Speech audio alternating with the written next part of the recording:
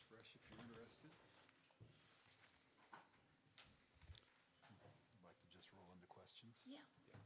Thank you.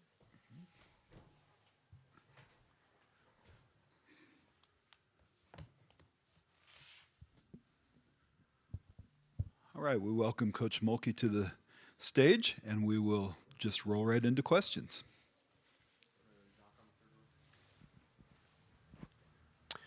Jacques Doucet, WAPTV. Coach, the challenge of defending Betts, and how much better do you feel about that now that Samaya has really kind of come on the last couple of games? She is so talented.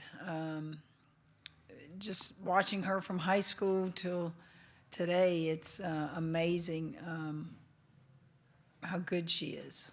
Certainly her height is an advantage, and we're not going to grow that tall overnight, but we have to battle and do the best we can. But she's not all they have.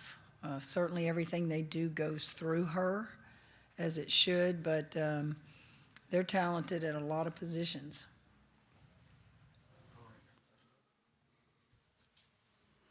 Hi, Maddie Kenny with the New York Post. Just to follow up on Betts, you've coached some really dominant post players with size, and I guess where does Betts stack up when you think about great centers in the college game, and how does that experience, having coached players and seeing different defenses against them, maybe help give you an edge in some way to learn how to, or know how to tackle that? I can't speak for their history of post play, but if you're just asking me to compare it to those that I have coached through the years, number one, her height is really an advantage, but it's also her skill level. She's learning how to really post you deep, and that just comes with experience and age, and just probably them working with her every day. She has just improved so much. Every time I watch her play, she does something really, really good, and I thought, that's a lot of work. And she's a special talent.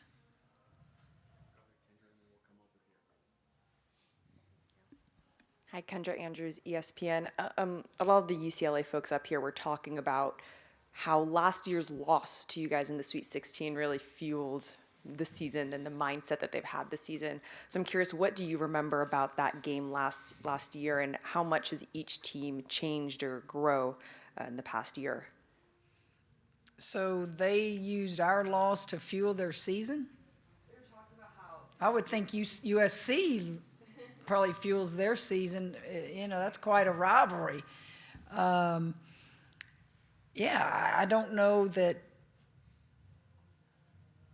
we've really thought about that win very much. I'm sure if that was the last game of the season for them, maybe it does fuel them, but I just remember we won. I can't remember details. I can remember a lot of off the court stuff that took place with the media, but I can't remember what specific thing in the game. We had Angel Reese, and they had Osborne, and but it's different teams, but they have more of the returning players that are so important for them, and we have some new ones.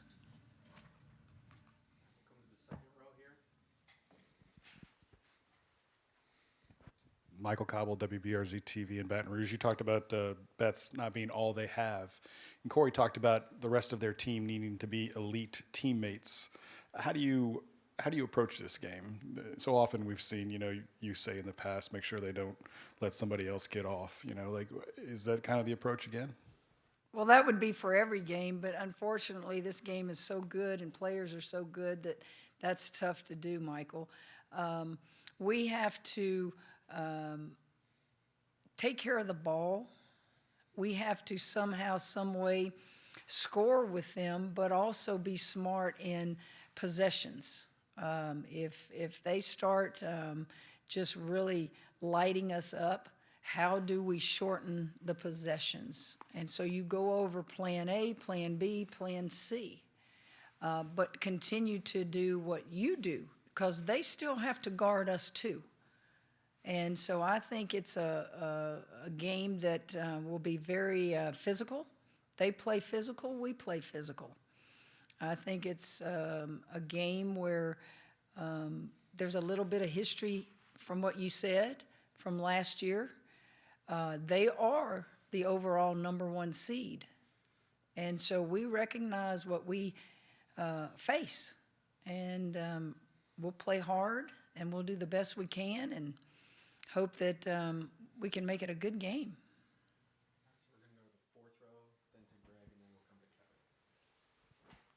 Rowan Shaberg, the next. Kind of building off of that idea of the Sweet 16 matchup last year, is there any maybe film watching from last year's game, or is it just a completely new team? Is there anything that you have drawn on from that game, or is it just the personnel so different? Do you look at UCLA with those returners and see how you played against them, or is it just more looking at how their season has been? You look at as much film as you can. We don't have the same personnel we had last year when we beat them.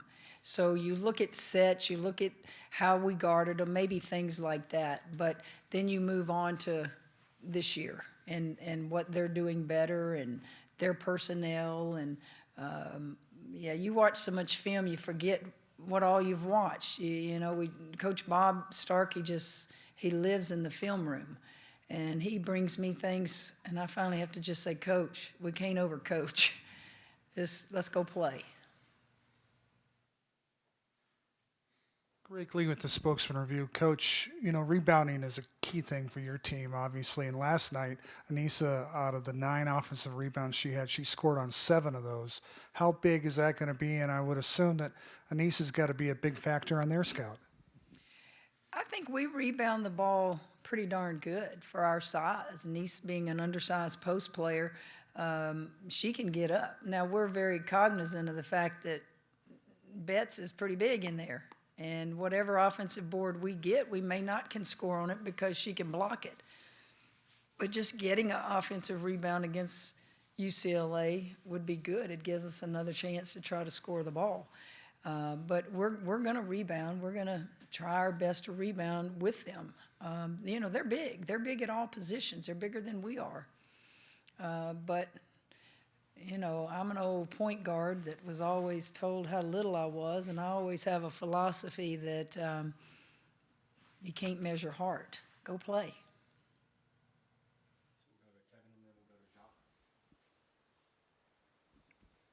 Kevin Pelton, ESPN.com. What are you expecting to see from Flaugier tomorrow, coming off what was not her best game and then having to watch it, the end of it from the sideline? She's good to go. She's ready to go.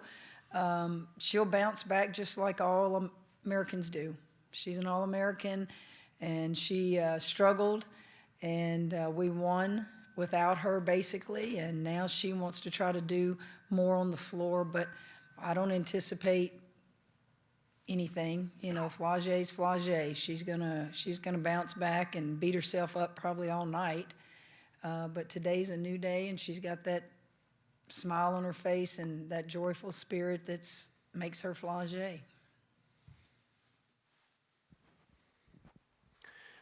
People back home said they heard the LSU fans through the TV, and you're obviously 2,300 miles away from home. You've got a pep rally today and so forth. I mean, even being so far away, how much do the fans and support help you at this time of year? Chuck, I wish our fans were here. I know those of us who came from far have great fan bases. And I agree with Gino on everything he said about these super regionals only being in two places. We sold our soul too early. This game has gotten better. And man, if you still had 4 regionals, can you imagine the attendance? I know our fan base, they can't afford to come to Spokane. But they could if it was just a little bit closer. It does matter. It matters a lot. Maybe it doesn't win a game for you, but the reason it matters is you build programs a lot of times, and you can sell to recruit your fan base, your attendance. And I agree with Gino. We need to fix this. We don't have to wait till the contract's up. Let the people keep their super regionals. Just go add 2 now. I've never, ever been one to believe that you can't work things out if it's better for the game. We have time for 2 more questions, if there are 2.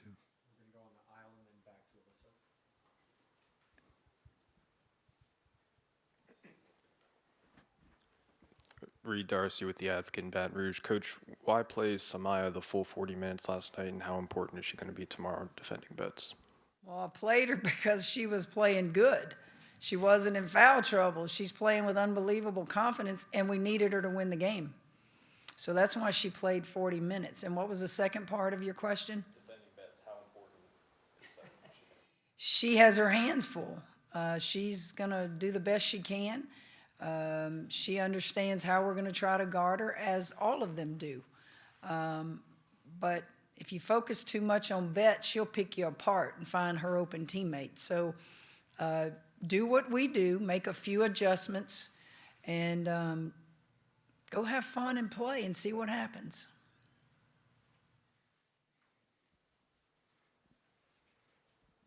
Alyssa Charleston-Smith, Big Ten Network. Coach, sorry to keep focusing on Betts like you're talking about, but when you say she gets deep in the paint, from a coaching perspective, is it about heart keeping her out when you are undersized, or is there anything else you can tell your players to kind of push her out and keep her away from the rim? We'll try to do a lot of things. I'm not going to tell you what we're going to do, but we will try to do a lot of things. We've seen so many teams in film do different things. We watch and we study defenses a lot. Sometimes you can have a great game plan and they still expose you and they're still good. And she's good. So we're going to try what we can do. And if we don't succeed at that, we'll go to plan B and try that. And, you know, hopefully she'll get tired. I think I saw something where she said she was tired. It's like, ooh, I kind of like that. No, she won't get tired. Great players don't get tired. They fight through it. All right, thank you, Coach. We'll be back with LSU student athletes.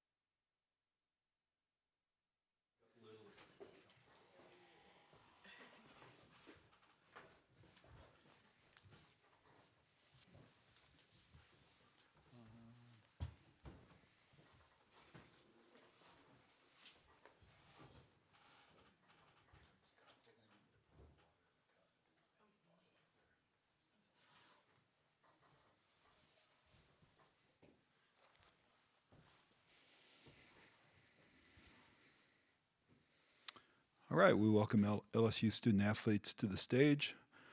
Flau'jae Johnson, Anissa Morrow, Michaela Williams.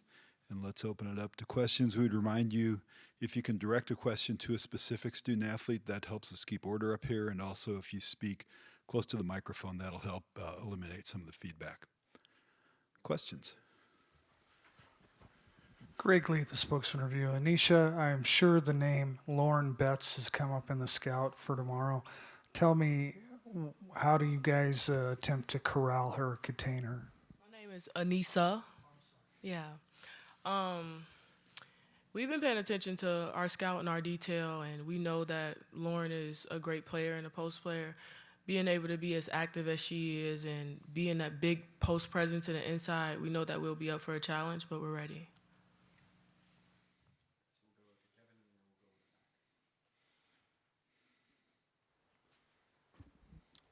Kevin Pelton, ESPN.com. Flau'jae, what happened sort of on the play last night where you went down, and how are you feeling today? I feel good. I think her elbow just hit me in my eye, and I couldn't really focus my eyes. Like, I was seeing double, so I was trying to go back in the game, but then I was like, I can't see, so I just sat down. But I'm good, though.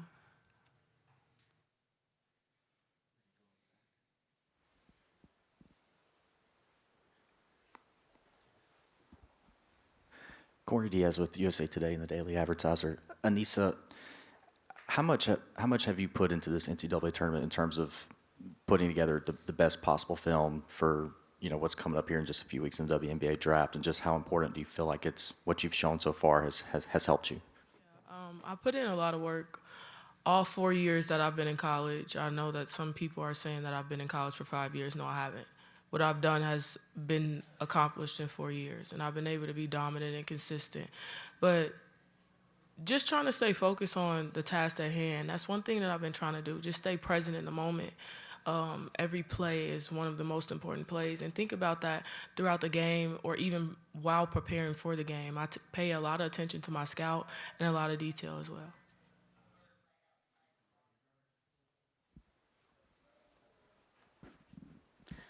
There was a few UCLA players that kind of said that, they were really looking forward to this matchup, just considering how last year, what were your thoughts when you saw the bracket? Did you look at it or think about that at all? Don't look at me. Last year, we were very motivated because of a article that came out, and then their coach's affiliation with the article, retweeting it and stuff like that, and we were just very motivated by it because it was something that hit below just basketball. You know what I'm saying? It was just milk and cookies. You know what I'm saying? Us being Louisiana hot sauce, and they even called us dirty debutantes in the article. And they were America's team, you know what I'm saying? So, for us, we took that personal, and I think, the core of us who the article was about, we still here. We're quote-unquote the big three or whatever. So we definitely, when we seen them, we was like, it could be another matchup. But I don't know. I feel like we have confidence. We did win the last game. They are a great team. They have a great player. But, I believe in my team. I think we're rolling right now, so we just got to come and put our best foot forward. We play together for 40 minutes. We'll be very happy with the outcome. More questions? Kendra Andrews, ESPN. With last season's game, one, now kind of following up on Maddie's question, now that the bracket is set and it's not an if, it is a yes, you are facing UCLA. What can you take from the basketball side of last season's game? Are you watching a lot of that film, or do you kind of have to take a different approach just because of personnel changes? And is that still a motivation, knowing kind of what happened leading into last year's game? I don't think, no. Of course we look at last year's film because, they're still centered around one player, essentially. And I think that we look at that, and then we look at the games this year because they are a completely different team. I think they're a better team than they were last year. And so we just take it one game at a time. Thing about us is just experience. I think we experienced this. I feel like last year I had a great game, but I feel like this year Nice is rolling. I feel like this year Michaela is rolling. So, I mean, of course we don't have Angel here, which we had last year, but I feel like Samaya Smith has been playing on an All-American type level. And so I think with the experience that we have, along with just our toughness, you know, I think it's just us being tough. They're a very physical team, but, you know, I believe in these two right here. I believe in these two, whether I have an off game or, like, they're going to come and dominate. So I think that if we all rolling, it's going to be a beautiful sight.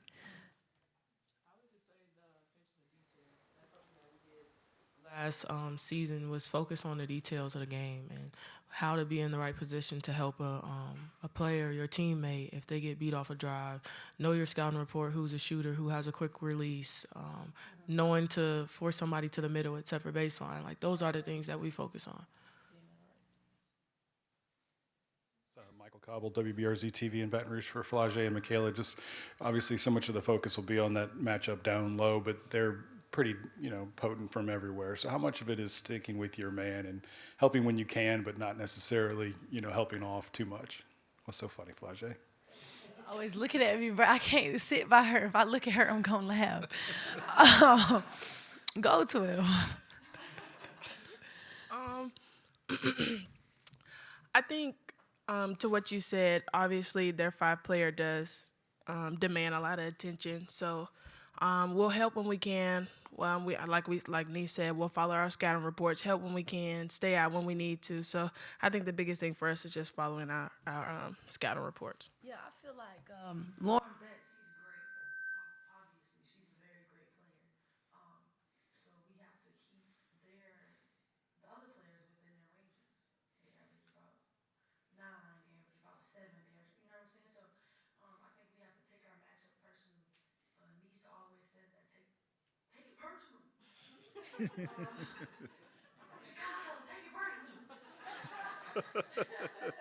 So I just think we got to take our matchups personal. And if we do that, we'll be fine.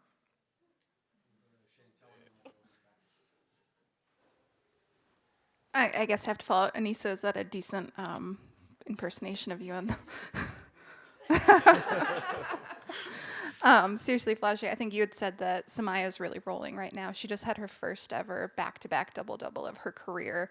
How important is it for her to be peaking right now? And did you see a difference in her coming into this tournament? Absolutely. Seen a difference since not just the Florida State game. I feel like she was heating up in that San Diego State game. And then the Florida State game, I feel like she found her confidence. And she had that matchup. Like, they had super skinny post players. So I felt like she was like, oh, yeah, this is my bag right here. You know what I'm saying? And then they carried over to NC State because they have really big post players. So I think that just both games gave her confidence. I can play against anybody. And to have her with that mindset right now is scary. That's why, like, as soon as I get the ball, I'm thinking, like, let me feed Samaya real quick. You know what I'm saying? Just to get her rolling. Like, you know, pass up a good shot for a great shot because I know if we get her rolling early, like, that's what we need, that post presence, because UCLA is so dominant in that.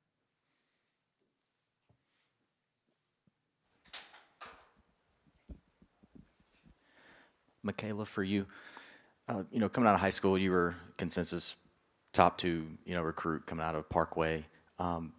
For you to be a member of this Louisiana State University women's basketball team, and for your first 2 years with it, you've been on deep runs in the NCAA tournament. Being a Louisianian, being from the state, how much has it meant to you to play a very integral role in how well this basketball team has played the last 2 years? Right. I think it's, for me, is a really, really good feeling. But the first thing first is that I'm blessed. Just blessed that God blessed me with the talent and the ability to even be on this stage to play basketball among some amazing, great, talented athletes. And I think, like, my goal as a basketball player on this stage is to just be a role model and inspiration to the people in Louisiana, the little girls in Louisiana, to show them that it's possible to do some hard work and believe in God and be humble, and it works. Like, you get to be D1, you get to go to that next level of basketball, you get to continue to play the sport that you love. I'd like Flage to start with this, but if either you two have any thoughts on it, jump in. You guys have done such a great job of growing the game, right? Especially at LSU. Kim talked about maybe the two-site regionals somewhat limiting the game, because last year and this year we're like on the far East Coast or the far West Coast. Just your thoughts on how the game could grow if it was maybe a little bit more regional and accessible for fans. Yeah, that's what I was saying too. Like, if we was in like hot spots, like we be selling out crazy. We in Washington. Not saying like that. It's beautiful out here. I love the water and stuff like that. But like imagine we was in like Chicago. We was in like somewhere more accessible, Dallas, somewhere where everybody was at. And then it's like the other day we only had 30 minutes of like warm up time because there's so many teams in one gym. Like, you know what I'm saying? I feel like that's kind of the one little downfall, but yeah, I feel like it definitely, if we was in like a hot spot, that'd be lit. But yeah, I agree. But I feel like the game was still growing, but yeah, for sure. It would be the warm up time for me. Like 30 minutes. We take 10 minutes to warm up, so Yeah, that's 20 right there. That's 20 minutes.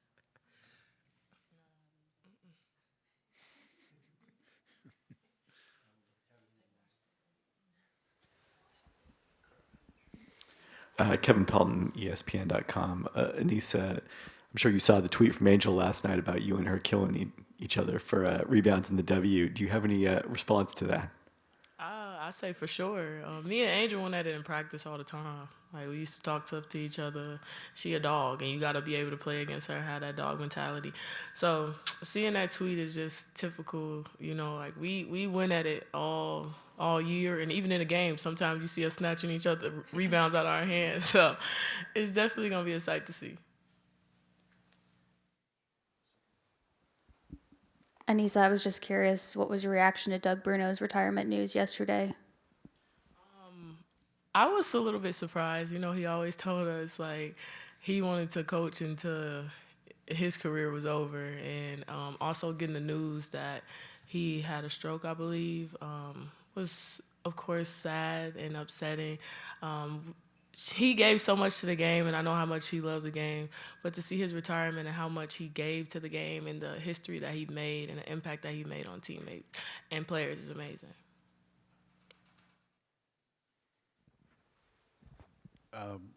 Flage, I think you kind of touched on this, so we'll start with Michaela and then Anissa. But take it personal has been a little bit of a thing for the last couple of games back in Baton Rouge as well. Just how big has Anissa's leadership been in clutch moments in the game, as far as and kind of like reminding you the guys the finality of what you're doing right now? Yeah. Without Anissa, we don't win. We don't win games. I think that's just a testament to the type of player that she is, the type of leader that she is, the type of captain that she is. She works extremely hard. She always works hard. So it's like when she's working hard, she doesn't demand anything else but you to also work hard and reach her level of working hard. So, just her being a great leader. I would say Coach Mulkey challenged me at the beginning of the year. I remember I sat down and I talked to her, and she was like, "Niece, like we know that you could lead them physically, but you have to be able to be more verbal, and that's when you become an elite player." And I had the same conversation with Coach Money, and she said, "Your words are valuable." And one thing for me, I always felt like I didn't say a lot because I didn't feel like people listened to me, but Coach was like, if you're putting in the work, they have no choice but to listen and follow. And that's something that I've learned this year, and my teammates have not only been able to hold me accountable, I've been able to hold them accountable. And they take the criticism that I might give them, but they know that it's coming from a good place. We have time for two more questions if there are two.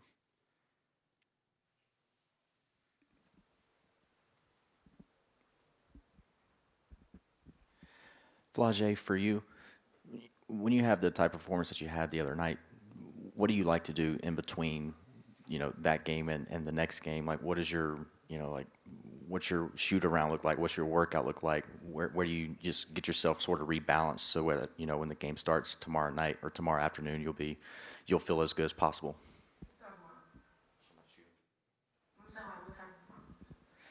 Talking about that you scored 3 points yesterday, and yeah. Yeah. I forgot about it. That's how you that's the mentality you gotta have. It's not normal for me to score 3 points. This year I've had multiple 20-point games. But you know, I learned a lot of things. Just that I can affect the games in different ways. I was dominant early, getting rebounds, being in the right place. But you know, just like how I answered your question, that's where I am. Last night I prayed about it, and then I was just like, I gotta flush it. Like, and then in the tournament, you don't have time to dwell on the last game. All I can do is kind of be a professional about it and fix the things that I did yesterday, as far as like my body language, as far as leading my team 40 minutes straight. I told Michaela last night, like, we got a chance to win a ring, and it ain't about me. It's bigger than me. It's much bigger than me. If I have 30 points and we lose, I'm gonna feel the same way. So the most important thing is that we won, is that I had my teammates to pick me up. But I definitely don't want to be a liability in the court. So when my shot isn't on, because it's not gonna be on every game, I gotta find other ways to impact the game. That's what I'm gonna do. So I'm not in bad spirits. I'm not sad. I know my teammates, they're right there with me.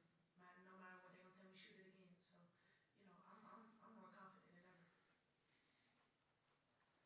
Do I have one last question? All right. Thank you, three.